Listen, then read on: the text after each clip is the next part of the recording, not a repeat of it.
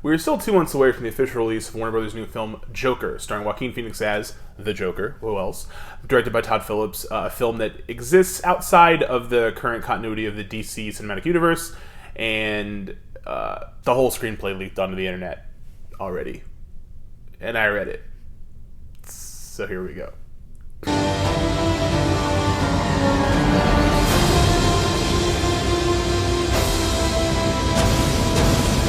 Hey everybody, welcome back to the channel. My apologies for being gone last week. Had a bit of a long week and just did not really have the time or mental space to shoot a new video. So here we are with 2 videos this week, this and another video that'll be coming out in a couple of days.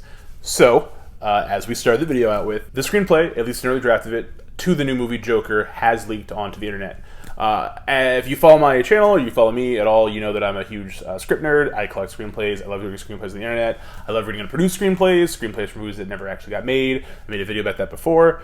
And it's just a thing. Like, screenplays exist before movies are finally shot. They're passed around. When they're for larger productions and stuff, they're kept very secret. You know, big names like Christopher Nolan and guys like that will have people have to come to a house to read the screenplay so it doesn't get transferred around and leaked on the internet. Like, some people really protect these things, and sometimes stuff gets out anyway.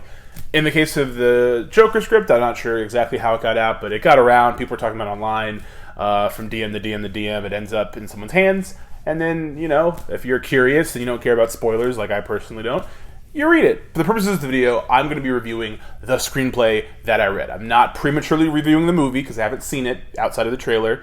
I'm not going to, you know, like, damn it and stuff and say it's terrible or good. Or I'm not going to come to any conclusive conclusions about this movie because I don't know. I haven't seen the movie yet, and I won't for another couple of months. But I did read the script, so I'm going to talk about the script. I will have a very brief section explaining all the plot because I know some people just want to hear the plot and see what happens and move on. So there will be a spoilered section where I just talk about the plot, and then after that, I'll do more spoiler-free, for the most part, analysis of the story and the writing. That way, if you're just here for like juicy hot goss about the Joker movie, you can get it and leave.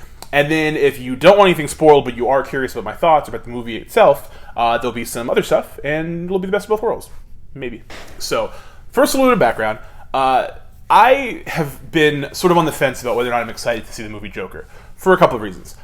I am not personally against the idea of an out-of-continuity Warner Brothers film about DC properties, regardless of the character. If they want to make like an ambush bug movie, cool. I'd check it out probably. You know what I mean? I think that the superhero movie genre and movies based on comic books should have a wider berth than they currently have. And I think it's a good idea that if studios own all this IP to try to make interesting different films with them. You don't always have to make a big budget $100 million superhero action thing. You can do different stuff with these characters. Not every single piece of comic book mythology is one thing. It's many things.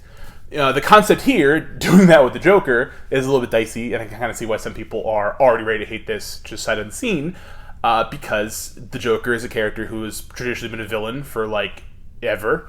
And for much of his run as a villain, some of the most popular runs, he's a very violent, despicable, just vile person. And there's sort of a subculture of people who like him anyway, in kind of creepy ways. And so I get why that's off-putting for certain people, the idea of making him the hero of a story.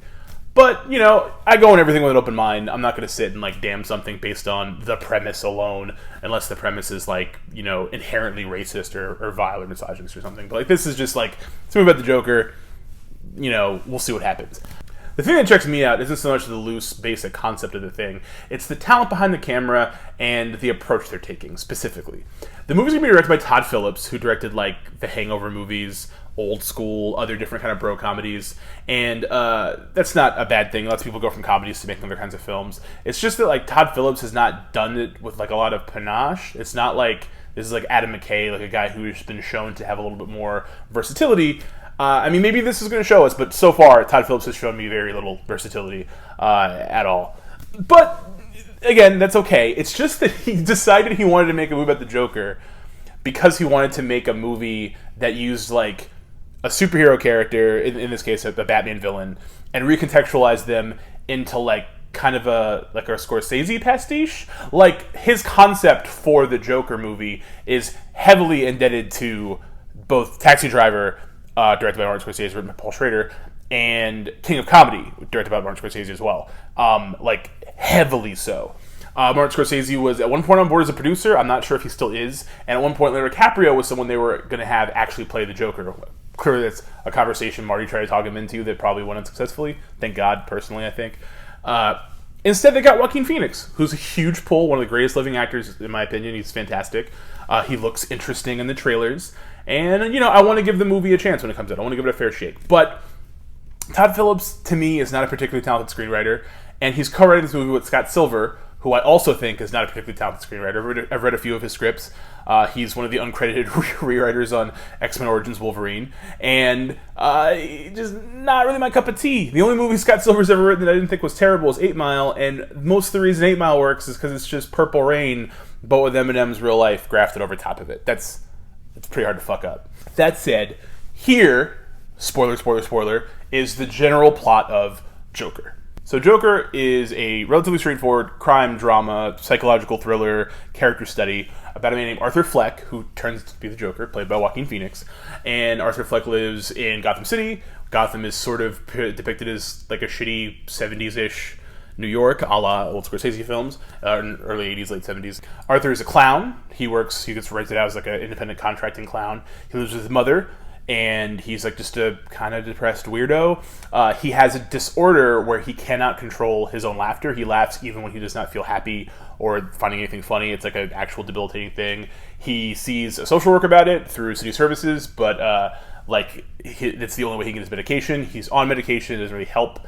He's barely able to sort of function day to day. Because he's poor and a lonely, strange person living in a city, he's constantly beset upon by thugs and random punks, and people always fucking with him. His only friend is another one of the clowns, who seems like a pretty good guy, and they get along. And he's very close to his mother, who's near catatonic at times, obsessed with Thomas Wayne, the parents of Bruce Wayne. I don't need to explain that. Who she thinks is going to like fix all the problems of the city and like run for mayor. And she used to be his housekeeper, and she's like obsessed with sending him letters and getting him to like notice her plight and stuff, how poor she is, how much miserable her life is. The only other person in his life is a woman who lives down the hall, who in the film is going to be played by Zazie Beetz. And it's just like your kind of typical love interest, lonely single mom who's poor. He likes her, but he can't talk to her because he's got so many different disorders and things. It's pretty standard. What moves the movie away from being sort of a boring character study into being like actual thriller type thing is that Arthur has all this like burgeoning frustrations with the world around him because Gotham City is really fucked up. Everyone's really poor, and the rich people don't do anything about it. It's basically the real world. And all the things around him start to mount up and build until he starts to see like how terrible the world really is. And then one of his clown friends gives him a gun to protect himself after some punks beat him up and take his sign. So he's walking around, he has a gun, he gets fired, he has awkward run-ins with the girl. It mounts a bunch of stuff, okay? The actual details aren't that important. And then he comes to a head when he's on the train, and these 3 Wall Street punks start picking on him, making fun of him for no reason, and assaulting him. So he shoots and kills all of them with the gun. Then word gets out that someone dressed up like a clown killed 3 Wall Street guys. It's interesting that it's still called Wall Street, even though like this is Gotham, and like Gotham's not really New York. Like there's a Wall Street in Gotham. Anyway, he kills these guys. It becomes a big thing. People in the city, all the different independent movements of unrest start to brand around the concept of this clown that had enough and killed 3 rich people. And Arthur gets more and more into the idea of the fact that it didn't bother him that he did it. Like he doesn't really feel guilt about it. He's just kind of fucked up in general. One of the things that comes up a lot in the story is his mother keeps trying to send these letters off to Thomas Wayne asking for help. And after this has gone down, he's killed these people and stuff. He starts to be a little more aware of the world. It gives him enough of an impetus to actually ask the girl out on a date. He invites her to come out with him to see him do stand-up because he keeps saying he wants to be a comedian, but we've never seen him do stand-up. Then he goes to like an open mic and does stand-up and is really terrible. No one laughs. It's really embarrassing. But then after that, he finds out that the reason his mother is so obsessed with Thomas Wayne is that he is in fact Thomas Wayne's son. That when she was Thomas Wayne's housekeeper, she conceived of a child, him, and that she wants Thomas Wayne to help take care of his son. So he ends up trying to find Thomas Wayne now, who he discovers is his real father. But when he ends up confronting Thomas Wayne about it, Thomas Wayne explains to him that he's just fucking crazy, and so is his mother, and that he never touched her, and that he in fact was adopted.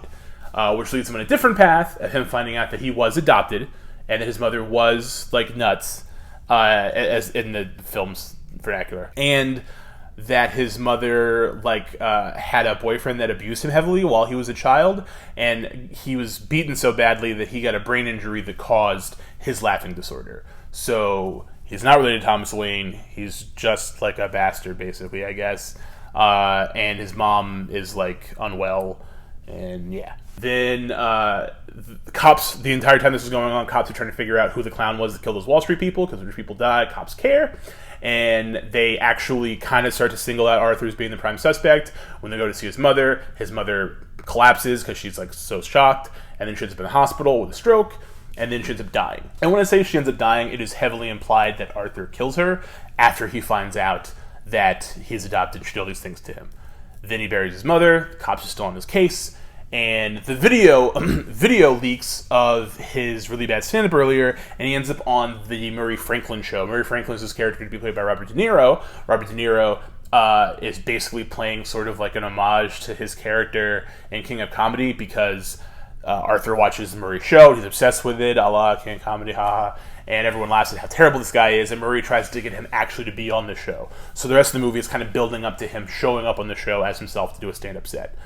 Throughout this process, he ends up actually fully losing it, putting on the Joker paint, becoming Joker. He ends up on the run from these cops trying to catch him for these crimes, and it's timed with a giant protest happening at City Hall with a bunch of other people dressed up like clowns, because the clown thing is really taking hold in the city. And he ends up getting away from those cops. The mob kills the cops, and then he goes on to the Murray Franklin show looking like the Joker. And he goes in the show, and there's this big set piece where he's talking to Murray, and he kind of unveils his persona and stuff, and he loses his mind and kills Murray. And then the cops come and get him, different cops, and they're taking him to jail for shooting someone on live television, as you would, I guess. And along the way, he sees Thomas and Martha Wayne coming back from seeing a movie, and he sees a punk kid shoot them and take Martha's pearl necklace, and he starts laughing and stuff. And then it ends with him being with a similar social worker to the one he dealt with earlier in the film, and he's laughing, only now we don't know if he's laughing because he's really laughing or if it's because of his disorder. And he keeps referencing this funny joke, and the social worker wants to know what it is, but he says it's just between me and him. And it's very heavily implied that the me and him is him and Bruce Wayne, because of his relationship to the Wayne family that's non-existent in his head. And that's it. It ends with him laughing in Arkham. That's it. And spoilers. So anyway, guys, that's the plot. If you skip that part, that's the plot of the movie. Suffice to say, this movie has very little to do with the actual Batman comics. There's references to Thomas Wayne and Gotham and little things like that. There's probably going to be Easter eggs in the movie, but it's its own thing. There are some things that I genuinely sort of like about this script, and I'll start with those to be a decent person. The thing I like about the script is that I do think it's a cool idea to take the Joker outside of his context as a Batman villain and explore that concept of just being a person who has a really bad day, loses it, becomes a clown, and then just stuff happens. You don't necessarily have to couch that in the Joker mythology and make it the Joker, but that's not a terrible thing to explore, in my opinion. I know people sort of look at the concept of this movie and think that do we need another falling down? Do we need to center white rage and stuff? And with all the shootings and everything, I understand people's concept that we should leave this alone entirely and not explore it in a film. But I sort of feel a bit of the opposite. I think that this is something that should be unpacked. I think it's something that a filmmaker should explore. And I think there's something real to be gleaned from it if you take the right narrative path and really make something that's complex and rich and helps people maybe visualize this issue from a different angle. It's just that I wouldn't ask Todd Phillips to be the person to do that. That's my biggest beef with this entire project. It's not that the idea itself is disgusting or unoriginal. It's not that the concepts and the themes are terrible and pernicious. It's just that the execution is not good. It is very not good. It is some interesting ideas, some cool images, and what I imagine to be some very good performances once the film itself is done, marred by really rough, amateurish, sort of borderline embarrassing writing. So I said there were things that I liked about it. It's not just the core premise, it's also some of the themes. I like the idea that you're going to tell a story about this weird, dude, this loner white guy and stuff, and rather than heavily focusing on the things a lot of these movies tend to focus on, I feel like this movie inarticulately tries to paint a broader picture of what society does and how little it cares about people and stuff. I know what you're thinking. We live in a society. It's not entirely like that. It's a little like that, but it's not entirely like that, okay? I sort of can't help but like a little bit the idea of a Batman story that flips what is sort of the inherent conservatism of the Batman mythos into a movie. Like, I love Batman. Obviously, I talk about Batman on this channel all the fucking time. But, you know, inherently, Batman is like a rich dude. He's like a billionaire who beats people up in the middle of the night. And obviously, most writers write him as being a very liberal sort of philanthropist. He's always doing things for the city and stuff like that. Like, I get that he's like, you know, I love Batman. I'm not going to sit and indict Batman. I'm not that meme that goes around that's like, Batman sucks, he's a terrible superhero. I love Batman. You're not going to take that away from me. But since this movie doesn't exist within the world of Batman, it's just sort of its own freestanding thought experiment. The fact that a big feature in the movie is Thomas Wayne being kind of the villain and being this piece of shit rich person that a bunch of dumb people put their thoughts and hearts into thinking he's going to fix things, that happens. People really do think that way about people. And it's wrong. And I'm totally okay with a movie where Thomas Wayne is a piece of shit rich guy villain. It's pretty thrilling. I'm grateful that Alec Baldwin didn't get cast as Thomas Wayne so he wouldn't do his terrible Trump shtick. But it's fine. It's like an interesting piece of stuff. The fact that the inciting event in this movie is that the dude goes off and kills a bunch of Wall Street people, totally okay with that, man. Like, the scene's pretty good. I'm totally fine with that concept. You know, we live in a world right now where there's like a lot of anger and rage, and oftentimes it's pointed in really terrible, incorrect places. I think that's a big part of it. Is I anticipated the script to be a different kind of focus on like loner villainy and stuff, like more heavily like Taxi Driver. But the movie doesn't have Taxi Driver's like panache, I guess I'll say. So I was kind of nervous about the idea of him over-focusing on the love interest and like kind of weird protector vibes and stuff like that. And some of that is in here, definitely, but it's not the primary focus. To me, much of the primary focus was on the larger world and like the economic crisis and how Arthur, the Joker figure, can't get his meds because like they cut funding to like social work and stuff. Like, I was into that. I was totally here for that, and I was cool with it. And also, some of the stuff in the third act I think is done pretty well. Like, by the time they get to the third act and get through a lot of the dicier introductory stuff, I thought it was pretty thrilling. And there's many scenes in this script I'm very much looking forward to seeing Joaquin Phoenix act out. At the very least, I know that he is an actor who's going to do some really fun, captivating things with the character. And, I mean, in some cases, that's enough to carry a whole movie, you know? And also, I want to say, the fact that Warner Brothers is spending $55 million on a movie that is, generally speaking, an original style movie. The fact that they're trying to make something that fits the milieu of the movies from the 70s and the 80s that so many filmmakers were inspired by and so many people still go back and watch, like, it could be worse. You know what I mean? Things could be a lot worse than that happening. I kind of wish Marvel could do something similar and give filmmakers actual room to make something of their own. Like, this is cool. Again, though, I just wish that filmmaker wasn't Todd Phillips, because this script is very difficult to read. If you've read a lot of screenplays, or you know anything about screenwriting, I'm not going to pretend like I'm some guru or anything like that. Obviously, I'm a guy on YouTube, I don't have any producer credits or anything like that, but I've read a lot of screenplays in my life. In like the last 15 years, I've read hundreds upon hundreds of scripts. I love reading scripts. It's really fun. I think it's a great way to understand storycraft, especially in Hollywood. There are so many weird little things about this script that just piss me the fuck off. It's like not even funny just reading through it going, why would you do that way? Like, you guys both work in the industry. This is so dumb. First of all, there's this big... This isn't really a spoiler, so this is the non-spoiler territory of the video, but it's a safe observation. The first thing you see isn't like a setting or like, here's a scene to sort of set the mood or introduce the characters. It's this like masturbatory paragraph that's just explaining like, look, this has nothing to do with Batman, it's his own little thing, give it a chance, please. We never say it in the movie, but this sort of takes place kind of like in 1981, it's kind of like this. And it's this whole like preamble, prologue, insecure bullshit that if you wrote a good screenplay, you would never have to say. You would just open it with, this is the script. I sort of understand the idea of putting a disclaimer to let people know, as you're reading this, be aware that this is not a regular Batman movie, so don't be expecting Batman-like things to happen. That's fine. But the rest of it, like, everything else is stuff that you should write into the script. Into the script, you should write what fucking year it is, or let people know what it looks like. It's not like in the script they're like, here's a Gotham City street that looks like 1970s New York. It's not like that. It's just like, hey guys, just so you know, here's the setting, here's the tone. we are not talented enough to get that across in our narrative, so we're telling you ahead of time.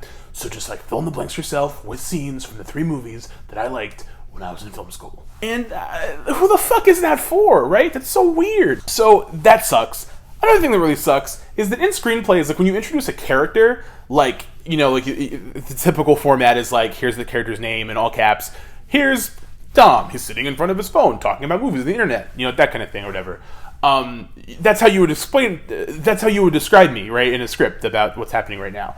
Now, if it's in the movie that eventually I'm going to turn into like a superhero or something, or I'm going to get a cool code name and shit like that, you wouldn't introduce me as that code name until eventually that happens later on in the story. So if on page 1 I'm just Dom, and on page 98 I'm like movie thrill kill guy or something, that's when you would say, and now look at him, and now we're going to refer to him as this because now he's that thing, and that's how it's going to look in the movie.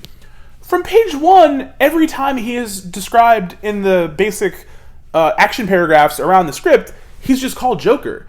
Even though for up until like, I don't know, like 80 pages in, he's not dressed like a clown. He's not like the Joker. It's not even until near the end of the movie that he actually literally wants to be called the Joker, right?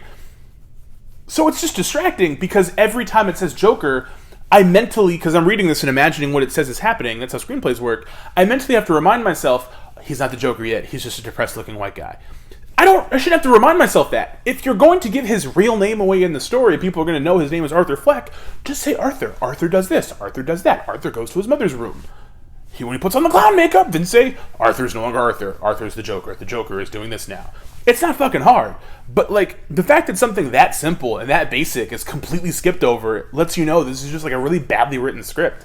There are passages in the script that are so bad that when I saw other people I know on Twitter who had the script talking about it and they shared screenshots and I hadn't gotten to those scenes yet, I thought those people didn't have the script and made fake screenshots for laughs, for RTs. That's how shitty it is. Reading it, I genuinely thought, oh, that's funny. Good engagement. But no, that's really it. They really wrote that. They walked into a studio at Warner Brothers and they walked out with a $55 million budget and Robert De Niro agreed to be in it. Like, it's fucking mind-blowing. But all that said, I can't say it's going to be a bad movie, right? Like, Paul Schrader himself said a screenwriter is not a writer. A screenwriter is half a filmmaker, okay? Like, a script is not its own actual thing. It's not necessarily for public consumption. And anytime you're reading a script, you always have to remind yourself, this is not designed to be read by a bunch of people. It's designed to be read by the producers. It's designed to be read by the people who are working on the film. So you have to give it a little bit of room in terms of its writing. A little bit. But reading this, if I was someone who was like, when you're like a developmental exec and you're making a movie, you have to know that if you say yes to making a movie and the movie fucking tanks, they're going to go back down the line and figure out all the people who said yes to making that movie. And if you're one of them, you're fucking gone. So this was my job on the line, and someone said, Dom, do you think we should make a $55 million Joker movie that reads like this? I probably would have said no. I would probably just go, maybe not like this. Or I would go, maybe do a rewrite. Or maybe bring in another writer. Bring in another perspective that isn't you two fucking schmucks who don't know what the hell you're doing. It's just really bad. It's just a bad script. The dialogue is almost uniformly terrible. There are bright spots where there's little moments that I thought were nice and kind of poetic and I dug. But most parts of it are laughable. Like, literally laughable. Not I'm laughing at this. Not this is funny. Laughable in the sense that I can't believe this is like a real thing that exists. It's just rough. But that said, I cannot help but feel like the finished product might be better. One, because of the actors. It's got a very good cast, and it's all people I can see breathing a lot of life into some of these threadbare, archetype, basic level characters. I don't have a lot of faith in Todd Philips as a director, necessarily, to lens anything in a particularly unique or interesting way, but I sort of like the general look of the actual trailer. I think some of the needle drops and music cues that are written into the script that are clearly probably going to be used by the movie are a little bit corny, but I'm going to see it, dude. Like, I'm totally going to see it. I'm totally going to watch this movie. I'm very curious to see how it turns out. I've seen sort of conflicting readings on some of the movie's themes. Like, I've definitely seen someone say that the film seems like it's sort of a critique on, like, Bernie bro culture, which I don't fully buy. That's sort of one of the problems of the movie, is that it's actually difficult to see what the authorial intent in the narrative is, but, like, whatever. It's a shitty movie. Look, it's a bad script, okay? And in general, I have seen, in my history of reading screenplays, I have read scripts that I thought were really good, and then seen the movie and hated it. I've never read a script that I thought was bad and seen a movie that I thought was good. That's actually never happened to me. Even certain movies that like the Green Lantern movie, for instance, everybody hates. When I read the screenplay, I actually really liked it. A lot of things changed between the script I read and the movie, but like I liked it. I think it's very possible to have a really good script on the page that gets muddled on the way to the auditorium, to your eyes. It's really rare that a bad script just like suddenly becomes a good movie without heavy rewrites and stuff. And this isn't a movie whose production has leaked rumors of other people coming in to like save it at the script stage. I really feel like, even just looking at the trailer, that most of what's written here is what was filmed. But I'm kind of curious to see how it turns out. Like, I genuinely think it might end up being really interesting. And honestly, even if it fails, even if it kind of sucks, I'm sort of happy it exists, just because I would like to see more movies like this. Just not with Todd Phillips or Scott Silver. Like, if they gave somebody cool the same assignment, the same treatment, like, hey, do you want to make a Swamp Thing movie? Or, hey, do you want to do, just whatever DC characters, do you want to do sort of like the Elseworlds Vertigo take on a character for like half the budget of one of these big movies? I think Warner Brothers should be doing that. I think they should be doing a lot more of that, because Marvel's never going to do it. And it would really give them a big leg up.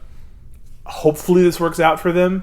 Hopefully, I don't know, maybe it accidentally radicalizes a bunch of young incels into like, forcing their enragement at the right people. Maybe, I don't know. Who knows? Who has any idea? But I don't know. Joaquin might generally get an Oscar nomination out of it though, so that's possible. That's it. Those are my thoughts on the script. The movie's probably going to be pretty weird. I'm definitely going to see it. If you're not subscribed, please subscribe so that in a couple of months you can see my review of it. I'm definitely going to review that movie. I guarantee it. Don't comment asking me for the script. Like, I'm not going to just randomly send it to a bunch of people's emails. If you search on the internet long enough, I guarantee you'll find it. But yeah, let me know what you think about the Joker. What are your favorite Joker stories? Who would you have cast as the Joker? Are you going to watch this movie? Do you think this movie should exist at all? Do you hate Todd Phillips the way I do? Just sound off in the comments below. If you like the video, give it a thumbs up. If you hated the video, give it a thumbs down. We respect people who don't like things here. And yeah, if you haven't subscribed, please subscribe. If you have already subscribed, hit the bell icon so you get notifications when I put out a new video, like in a couple of days from now, and the new video is going to be coming out. Yeah, that's it. Thank you guys for watching. Have a great day, and see you guys in October for the Joker.